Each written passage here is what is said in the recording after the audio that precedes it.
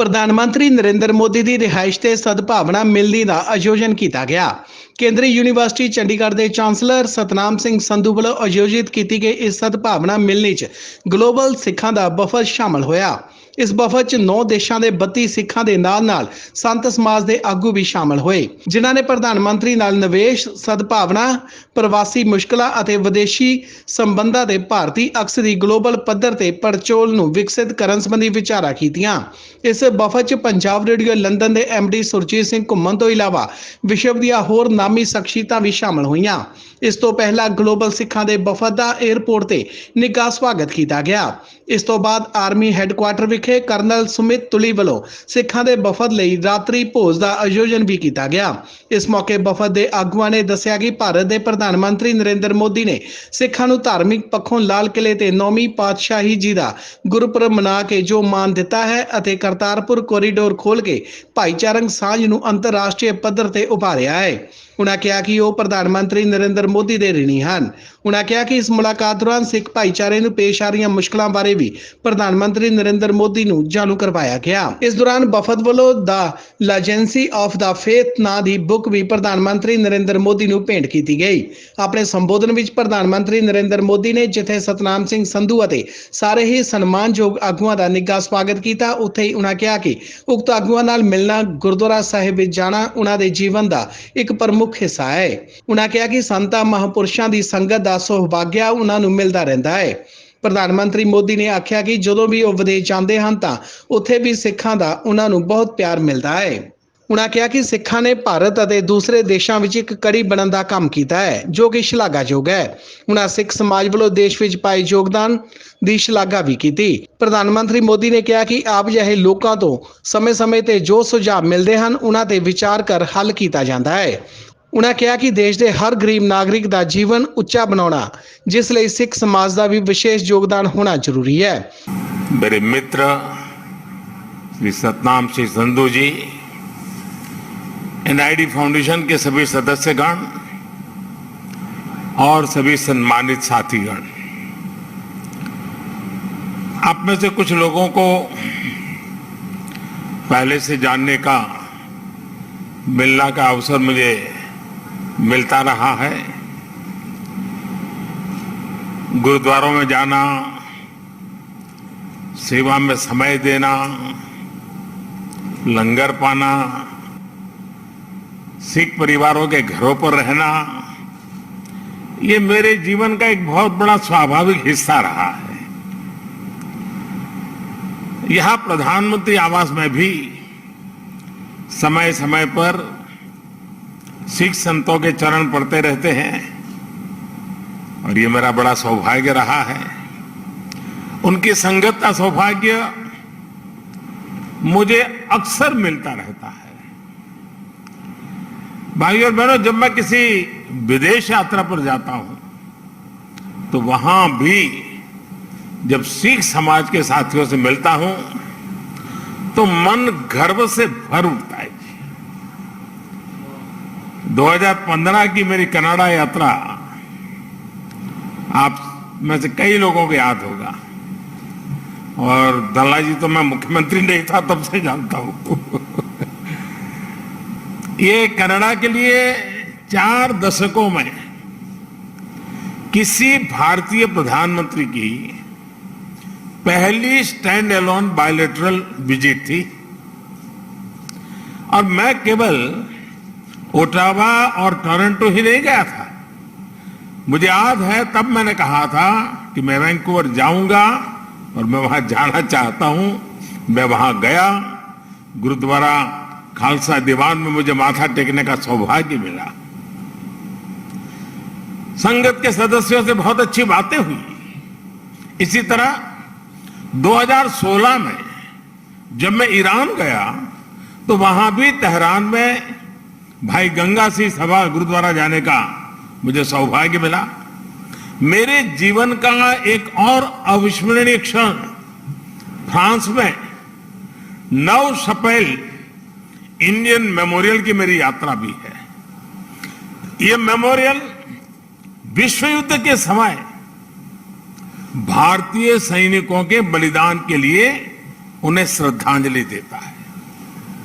और इनमें भी एक बड़ी संख्या हमारे सिख भाइयों की थी। यह अनुभव इस बात का उदाहरण है कि कैसे हमारे सिख समाज ने भारत और दूसरे देशों के रिश्तों की एक मजबूत कड़ी बनने का काम किया है। आप सभी भारत से बाहर मां भारती की बुलंद आवाज है, बुलंद पहचान है। भारत की प्रगति देखकर आपका भी सीना चौड़ा होता है, आपका भी सिर गर्व से ऊंचा होता है। परदेश में रहते हुए आप अपने देश की भी चिंता करते हैं, इसलिए विदेश में रहते हुए भारत की सफलता को आगे बढ़ाने में, भारत की छवि को और मजबूत करने में भी गुरुओं ने पूरब से पश्चिम, उत्तर से दक्षिण पूरे भारत की यात्राएं की। भाई और बहनों, आजादी की लड़ाई में और आजादी के बाद भी सिख समाज का देश के लिए जो योगदान है, उसके लिए पूरा भारत कृतज्ञता अनुभव करता है। महाराजा रणजीत सिंह का योगदान हो, अंग्रेजों के खिलाफ लड़ाई हो या जलियांवाला बाग हो, इनके बिना न भारत का इतिहास पूरा होता है, न हिंदुस्तान पूरा होता है। आज भी सीमा पर खड़े सिख सैनिकों के शौर्य से लेकर देश की अर्थव्यवस्था में सिख समाज की भागीदारी और सिख एनआरआई के योगदान तक, सिख समाज देश के साहस, देश का सामर्थ्य और देश के श्रम का पर्याय बना हुआ है। गुरु तेग बहादुर जी के 400वें प्रकाश पर्व के पहले हमने गुरु नानक देव जी का 550वां प्रकाश पर्व भी पूरी श्रद्धा के साथ देश विदेश में मनाया था। गुरु गोविंद सिंह जी के 350वें प्रकाश पर्व का सौभाग्य भी हमें ही मिला था। साथियों, इसके साथ ही इसी कालखंड में करतारपुर साहिब कॉरिडोर का निर्माण भी हुआ। आज लाखों श्रद्धालुओं को वहां शीश नवाने का सौभाग्य मिल रहा है। लंगर को टैक्स फ्री करने से लेकर हरमिंदर साहब को एफसीआरए की अनुमति तक, गुरुद्वारों के आसपास स्वच्छता बढ़ाने के लेकर उन्हें बेहतर इंफ्रास्ट्रक्चर से जोड़ने तक देश आज हर संभव प्रयास कर रहा है।